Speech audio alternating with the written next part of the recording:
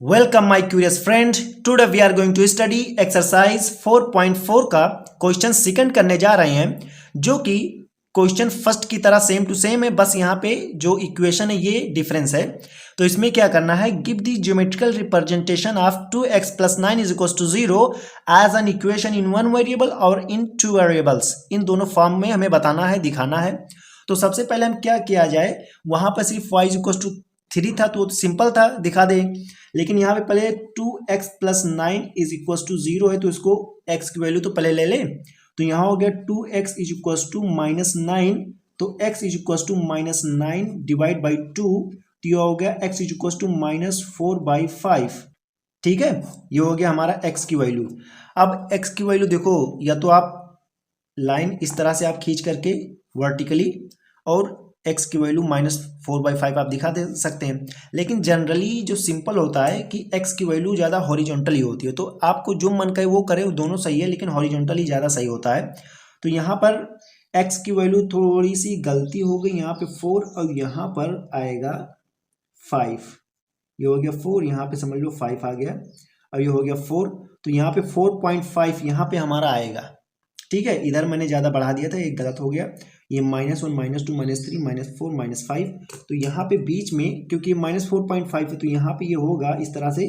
ये क्या हो जाएगा, x = -4/5। इस तरह से ये हमारा आंसर आ जाएगा। क्लियर है, कोई दिक्कत की बात नहीं है। ये हो गया हमारा 0, ये हो गया इस तरह से, सिंपल है। अब ये तो हो गया वन वेरिएबल में, आप इसको हॉरिजॉन्टल क्या कहते हैं, वर्टिकल लाइन करके आप इसको दिखा सकते हैं, कोई दिक्कत की वाली बात नहीं है। अब हम चलते हैं अपने सेकंड पार्ट में, इन टू वेरिएबल्स के फॉर्म में दिखाना है। तो सबसे पहले हमने यहाँ पे फर्स्ट वाले में क्या किया कि हमने x की वैल्यू निकाली। अब x की वैल्यू एक पर्टिकुलर कांस्टेंट नंबर आ गया, उसको हमने नंबर लाइन पे दिखा दिया है। अब सेकंड वाले पार्ट में क्या करना, टू वेरिएबल्स में करना। तो सबसे पहले हम वही वाला काम करेंगे। कौन सा वाला काम, पहले हम इसको टू वेरिएबल्स में बनाएंगे ना, तो चलो बनाते हैं। तो यहाँ पर हम लिखेंगे आंसर सेकेंड, ठीक है, और ये है 2x + 9 = 0। इसको टू वेरिएबल्स में बनाना है, तो कितना सिंपल है। यहाँ पे हम कहेंगे I mean to say that 2x + 0y, ठीक है, +9 = 0, या तो इस तरह से कर दो, या 2x + 0y = -9। तो कोई भी आप इक्वेशन आप अपना बना सकते हैं कि ये है। ठीक है, तो हमें क्या अच्छा लग रहा है, ये वाला अच्छा लग रहा है, तो इसको हम ले ले रहे हैं। अब यहाँ से एक्स वाई की दो तीन वैल्यू निकाल लें और हमारा काम हो जाएगा। ठीक है, और सबसे पहले फर्स्ट वाले में हमने देख लिया कि x की वैल्यू -4/5 एक कांस्टेंट नंबर आ गया है। तो यहाँ पर जो आप y की कोई भी वैल्यू लें, ठीक है, क्योंकि यहाँ पे y को ही हमने अलग से वेरिएबल हम लाए हैं, तो x की वैल्यू तो हमारी फिक्स रहेगी, इतना तो आपको दिमाग होगा ही।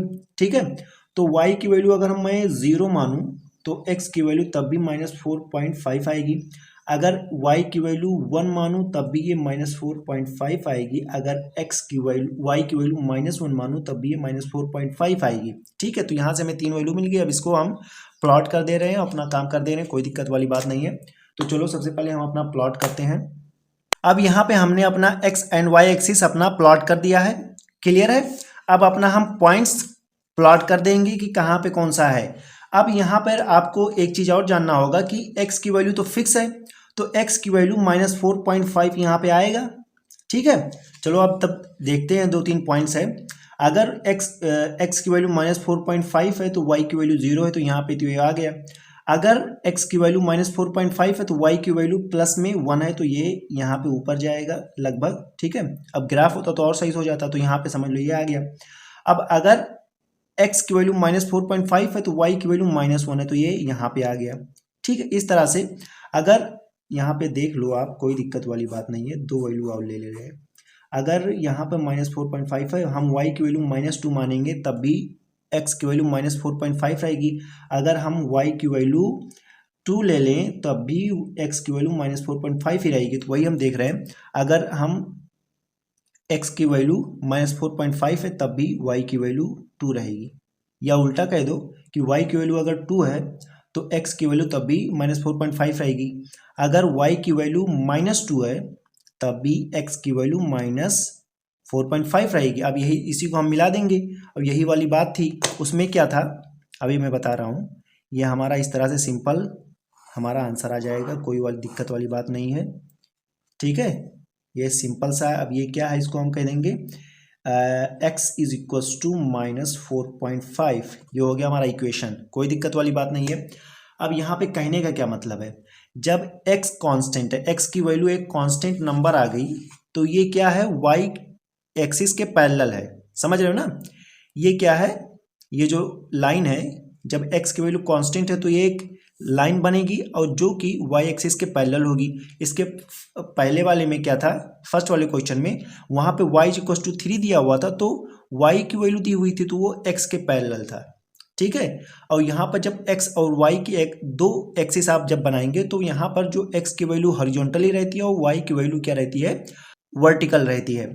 लेकिन जब सिर्फ एक ही, जब आपको वन वेरिएबल में दिखाना होगा, ठीक है, तो चाहे आप हॉरिजॉन्टल लें सिर्फ एक ही लाइन, और चाहे वर्टिकल आप एक ही लाइन लेना होगा सिर्फ, तब चाहे आप उसको उस लाइन को हॉरिजॉन्टल दिखा सकते हैं चाहे वर्टिकल, कोई दिक्कत की बात नहीं है। लेकिन जब दो एक्सिस को बनाएंगे तो जो जिसका प्लेस है वहीं पे रखा जाएगा, एक्स एक्सिस हॉरिजॉन्टल में, वाई एक्सिस वर्टिकल में रखा जाएगा।